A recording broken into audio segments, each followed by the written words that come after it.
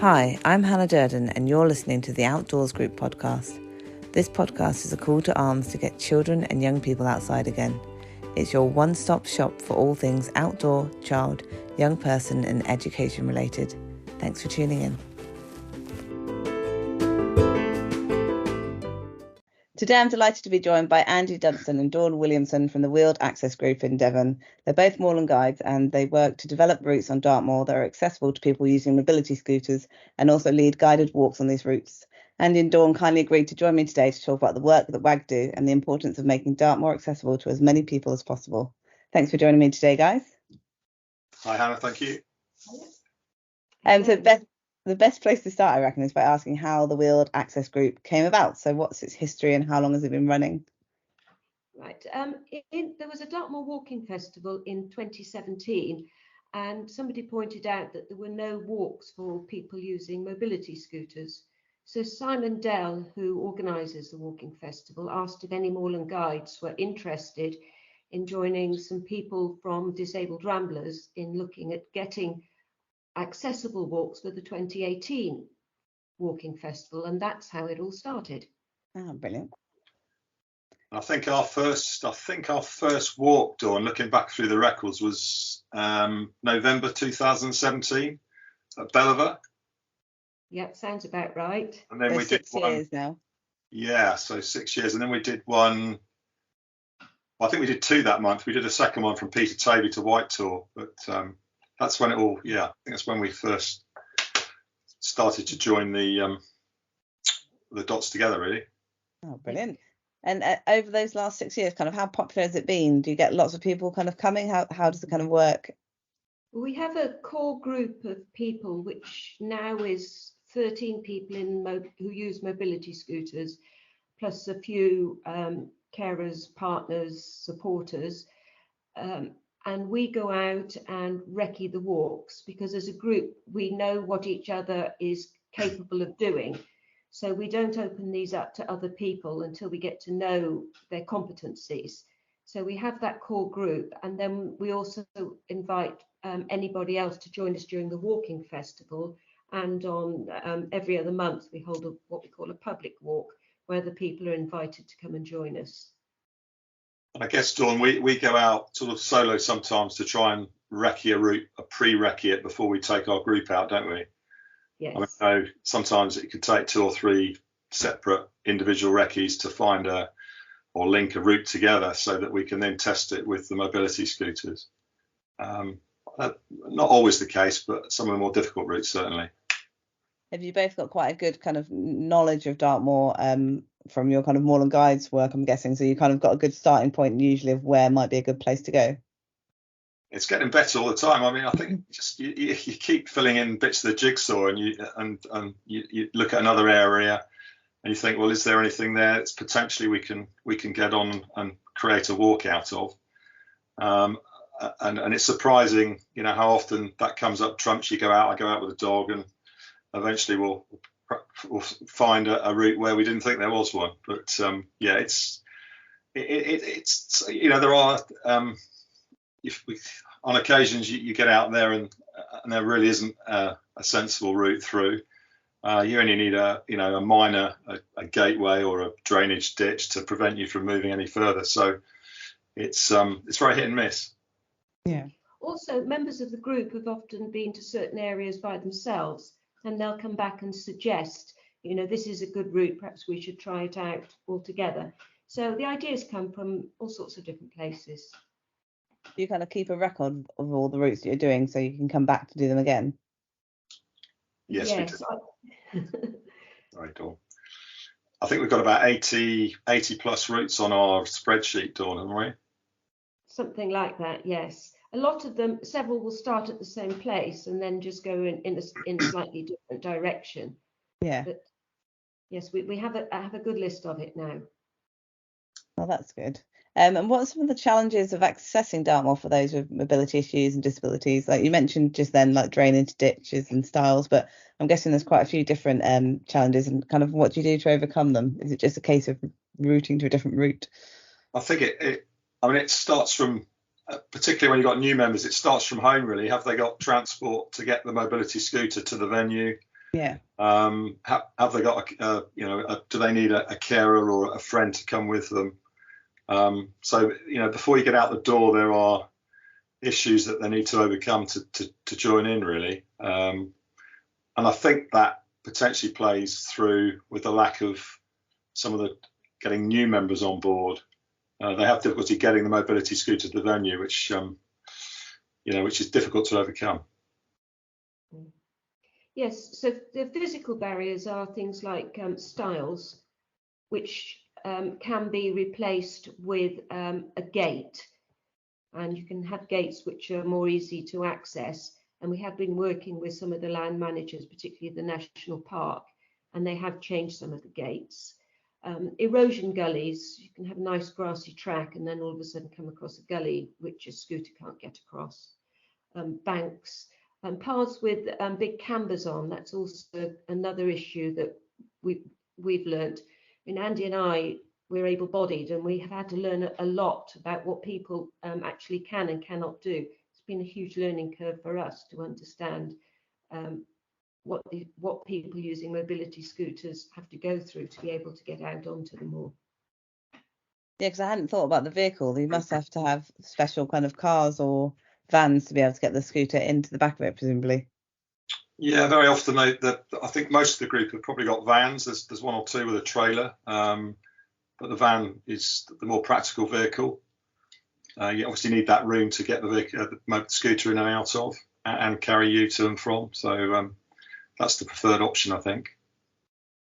And then presumably they might, as you said, might need assistance from a friend or a carer helping to get that tramper out of the car anyway. Yes, absolutely. And I mean, the other issue is potentially disabled toilets. They've got a good knowledge of where they are on the moor, so not many toilet blocks at all on the moor. Exactly. But that can be another issue. The group are really positive and overcome the problems. Yeah. And how do what's the kind of range of accessibility? Do you sometimes have people on crutches and stuff as well, or is it mostly people in trampers that are coming with you guys? Trampers are one form of mobility scooter. Yeah. Okay. No, we don't. They are mobility scooters. We have different levels of walk, which disabled ramblers have put in place. A level 1 perhaps is a tarmac path, such as from Shipley Bridge up to Avon Dam. Yeah. And a level 3 will be something that's steeper, rougher, and it's just a lot more difficult. So you need a different type of mobility scooter for that type of thing. But definitely people have to have the suitable scooter to be able to take part. Yeah. I think people find out about their own limitations as well, their own physical limitations, and how they cope on different surfaces and cameras and things. So we've got to be mindful of that when we take people out. Yeah. And you haven't have you had any instances of scooters and things going over, or has it been mostly successful so far? Well, we have had the odd scooter go over, particularly the three-wheelers. And some have had three-wheelers and moved on to four-wheelers. And as a result of that, yeah. We had the odd puncture and the odd overheating motor if we've gone uphill. Very steep hill for too long. We know that we need to stop and rest and let the motor cool down. I was just about to say, how do you rectify that just with a brake? Yes, we do have a tow rope as well. So occasionally a scooter has had to be towed back. By another scooter? By another scooter, yeah, that works quite well. All adds to the adventure, I'm guessing. Yeah, it certainly does, yeah. So obviously you guys are part of the Moorland Guides, but have you had interactions with, you mentioned disabled ramblers, kind of what links have you had with them, and maybe with Dartmoor Park National Authority themselves, kind of how have these other groups kind of helped with what you're doing? Go on, Dawn, you... Yeah, we've had quite a lot of contact with the National Park. Tim Russell is the access officer there, and if we find areas that we think could very simply be made more accessible, we get in contact with Tim. He's got volunteers, equipment and things, so he can improve access. He's done this at Haytor Quarry for us and at Merivale. We've also had some links with the Forestry Commission at Benaver, Fernworthy, Yarna Wood, which is Natural England. Oh, yeah. Fingal Woods, which is the Woodland Trust, I believe. Southwest Lakes at Burrator Reservoir. So, yeah, we are making contact with people who manage the land across Dartmoor, because they're the ones who are actually able to do something when we find issues with a path. And Dartmoor National Park have got a venture called Miles Without Style, so they're keen to create accessible routes as well. And we've helped them recce those routes and make sure they're suitable for mobility scooters. Are they quite cooperative if there are, you've mentioned earlier, like gates needing changing and stuff? Are they quite happy to do that where they can? Well, it's difficult with so many landowners on Dartmoor that it can be a very difficult process to get a gate change, but they'll certainly push where they can. Yeah. And at Merivale, Dawn mentioned Merivale there, we got a little bridge put in over a leat, which enabled access to the other side of the leat and opened up some of the Bronze Age bits and pieces at Merivale. So they've done some good work. Okay, that's really exciting. Because I was thinking about like places like Emsworthy, Mire, because they've started putting all their boardwalks up over all the bogs there, haven't they, as well? But I'm guessing that might not be totally accessible. Right, no. The access into Emsworthy Mire isn't really accessible. Oh, okay, fair enough. The boardwalks just help those of us who aren't in trampers to keep our feet dry then. Yes. They've certainly got some boardwalks around the Arboretum at Burrator Reservoir, which they put in, and we've tested those out. Okay, that's cool. So how many people are in your core group that you were mentioning earlier that tend to come out? I think we've got about 13 people who use mobility scooters and about another 5 or 6 who come along as supporters, plus Andy and myself, and also Amanda Head, another moorland guide. And we've got another 2 or 3 moorland guides who help occasionally. Yeah. It's a good group of you then. What is it about Dartmoor that you think makes people want to come there rather than some of them might be more accessible? What is it that you think? Do you think? Why do people choose to want to come up onto Dartmoor to do these walks? Because when you kind of talk about the possibility of all these obstacles, you think that obviously there's something that draws them to go there rather than just to like one of the Howden or whatever where they could just do a track round. Yeah, I guess there's a whole host of reasons, but I mean the beauty of Dartmoor is there, the isolation's there, the challenge of trying routes that you wouldn't normally get to. A lot of factors at play, but I think that the group itself it's almost become a social meeting group as well, isn't it, Dawn? Yes, it's one of the reasons it works. We all get on very well as friends.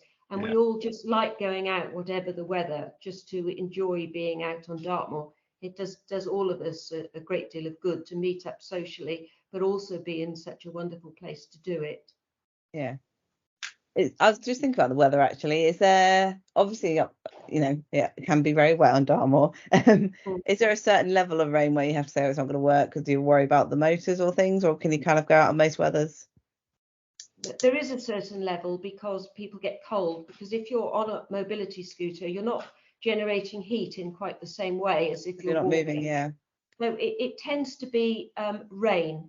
If it's torrential rain all day, we will call it off. Yeah.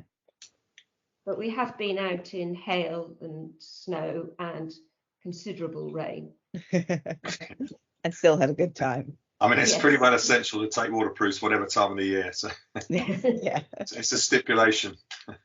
Yeah, absolutely. What is it they say about no such thing as bad weather, just the incorrect clothing. Exactly. I was just wondering about the actually, I haven't put it down on one of the questions I was going to ask about, but just in terms of funding, like, is it are you guys kind of just doing it out of like your kind of passion of Dartmoor and trying to make it accessible, or is there funding involved from some of these organisations? How does it kind of work? No, it's all voluntary. So All yeah, voluntary. we just love what we're doing. Yeah. Yes, and there's no charge to anybody who joins us. Okay. And during the walking festival, the whole walking festival asks for donations to the Devon Air Ambulance. But, you know, it is if you're able, but other than that, everybody is giving their time free of charge. Oh, awesome. There's a huge amount of satisfaction around finding a new route and cracking it with a group. It's really satisfying. What's the longest route that you guys have managed to kind of plan out? Oh, crikey. I mean, you've got some of the military ring roads up round Oakhampton, which will give you a very long route. It's often the walkers that are the limitation. Yeah, we'll get to the scooters can go further than we can in actual distance and they can go faster than we can as well. And you find yourselves jogging to catch up sometimes. Yeah, and we have been right to the highest point on Dartmoor, so up High Willets and Yes Tor. We've been up when we've had a prolonged period of dry weather to make sure that the ground was suitable, and we managed to get up there. And a couple of the group actually crawled onto the top of High Willets. We've got some great photographs. So that's awesome. We've been all over. It's quite surprising where we can get. Do you have a favourite kind of part that you like to go into, or do you just tend to kind of roam everywhere where you can? Yeah, I like. I mean, new routes. I love the new route. Yes, one of the routes we've done quite often is the military ring road from Road Tour, because it has you get right into the middle of the moor and you've got such wonderful views as well. That's one we've done a number of times. Okay. Whereabouts is that? Is it North Dartmoor? Yes, it's from Oakhampton Council. Okay. Oh, nice. Oh, brilliant. What are some of the kind of positive impacts that you've had on the people involved? Are there any kind of particular examples about the benefits of getting out on Dartmoor that you could share, like from any people in particular? There are lots of benefits. I mean, that social group I think is quite important for all of us. So we all really enjoy it. And some of the members come every time we go out, and we're out twice a month usually. So there's that big social aspect, and just the the benefits for your mental health of getting out in the great outdoors. It's the landscape, the fauna and flora, and everything else that you love about being outdoors, really. And I think their confidence, people's confidence improves over time as they realise they can challenge themselves a little bit more. And that works for us as guides as well as those on the scooters. Yeah, I guess it's confidence for you guys as well to know that you can take them somewhere a little bit more rugged or whatever, and that it'll work. I mean, restrict them from going somewhere too rugged. Some of them are very adventurous. Are they? Actually, you have to be quite brave on these scooters, because you're going downhill or over a bump, and we have tried them, and it's not a very straightforward thing to do for a beginner. It does take quite a bit of courage, particularly if you haven't got a lot of core strength or your legs aren't very strong. It's quite a group we work with. Yeah. Have you still got some of the people from the original 6 years ago coming as well? Oh yes. Yeah, very much so. So it's obviously really made a big difference to them and their kind of routines in life then. Yeah, definitely. Yeah, I think look, most of the core group is still with us. That's fantastic. I was just wondering, I did have a question a second ago and I've completely forgotten what it was. You were talking earlier about getting route ideas from other people, so people can get in touch with you as well and say, can you recce one here, I want to go and see this or whatever. So do you get a lot of your group doing that as well? Is it kind of quite collaborative, the route finding? Yeah, it is. They'll come, they may have seen something on the map they like the look of, because they know what to look for.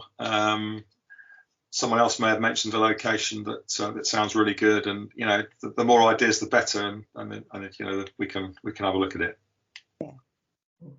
And so it's a walking festival, Dawn, you mentioned, is where new people can come and find you. So when's the walking festival? It's the last week of August. You're quizzing Okay. us. It's the week with the August bank holiday Okay, in. cool. The 27th of August to the Okay.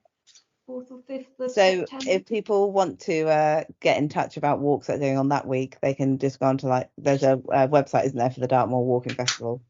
Yes, there is. Yeah. Yes, and through that they can find all the accessible walks are listed on the website.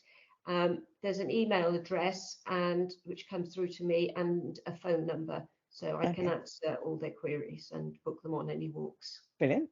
Just thinking that although it's only May, August will be here before we know it. Yes. Yeah. Was there anything else about WAG that you wanted to tell us about, or that you wanted to mention that we haven't kind of talked about?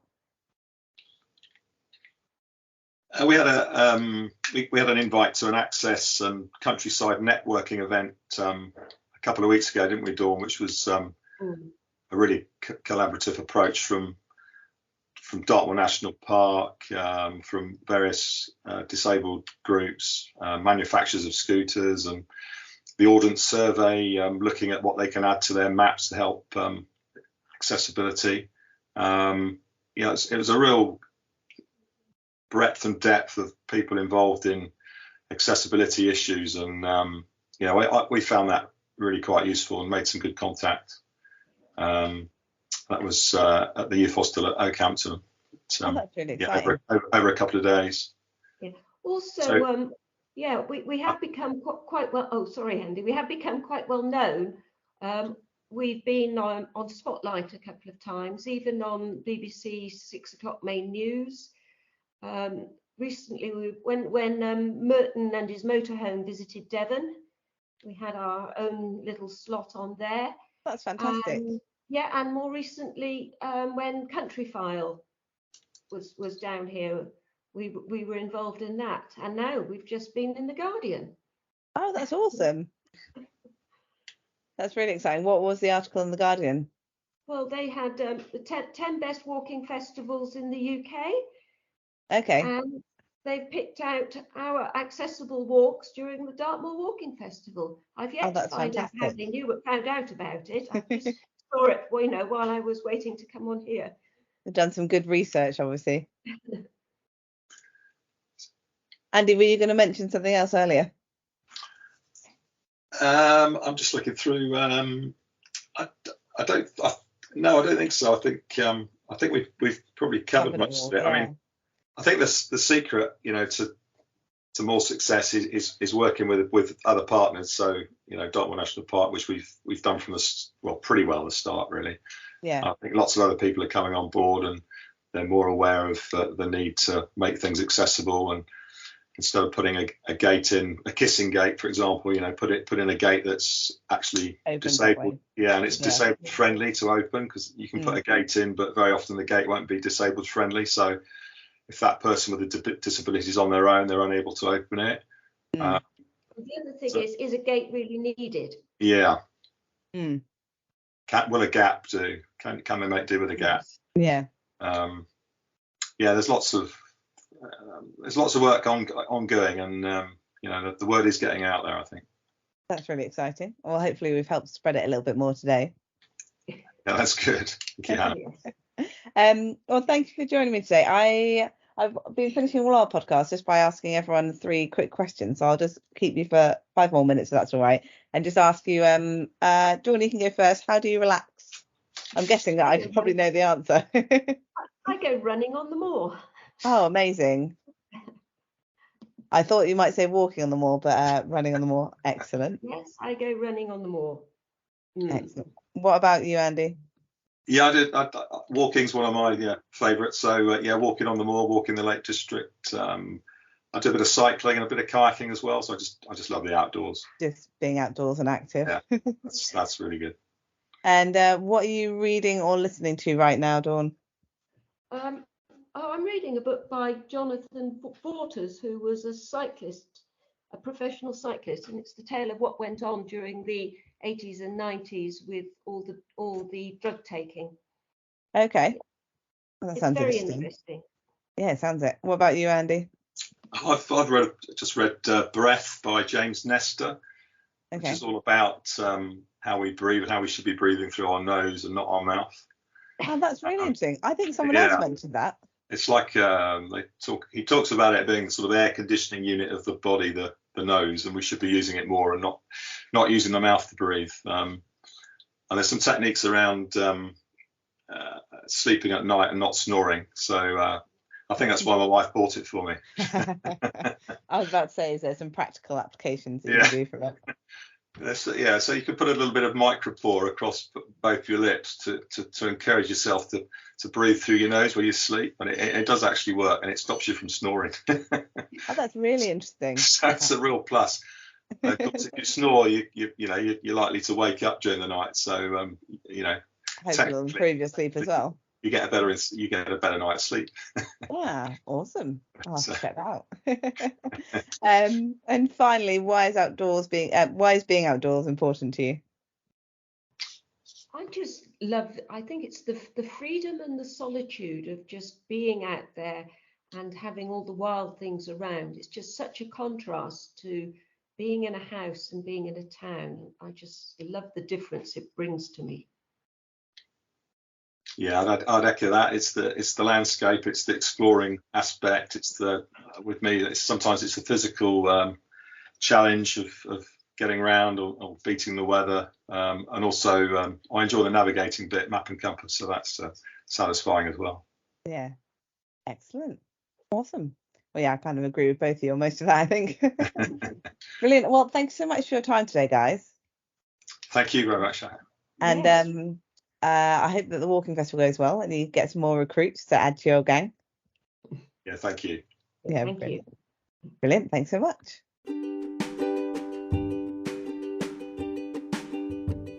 A big thank you again to Andy and to Dawn for joining us to talk about the Wheeled Access Group and their work as Moorland Guides, where they're trying to make Dartmoor as accessible to as many people as possible. We hope you enjoyed listening to that episode, and please don't forget to come back in a fortnight for our next podcast episode. As always, don't forget to rate the podcast, like, subscribe, share it with your friends, and again, thanks for listening.